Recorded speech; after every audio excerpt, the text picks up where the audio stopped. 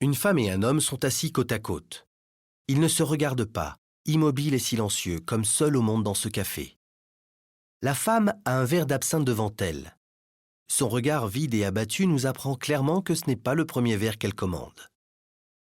L'espace du café est radicalement tronqué par le cadre qui sectionne nettement les tables et même la pipe de l'homme.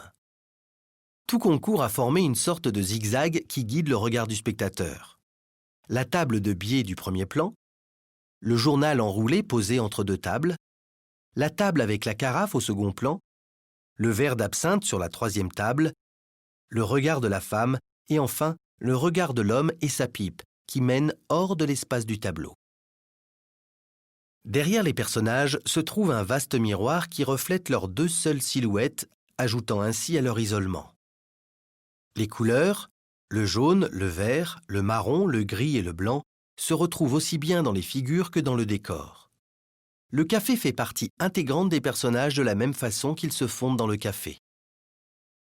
Le réalisme de cette scène révèle l'importance sociale et morale de son sujet. L'alcoolisme fait des ravages en France au XIXe siècle et tout particulièrement l'absinthe, extrêmement nocive. Dans cette peinture de société devenue célèbre, Degas prenait position contre ce fléau de son temps. Pour ne pas entacher la réputation des deux amis qui lui servirent de modèle, il dut d'ailleurs déclarer publiquement qu'il n'était pas alcoolique.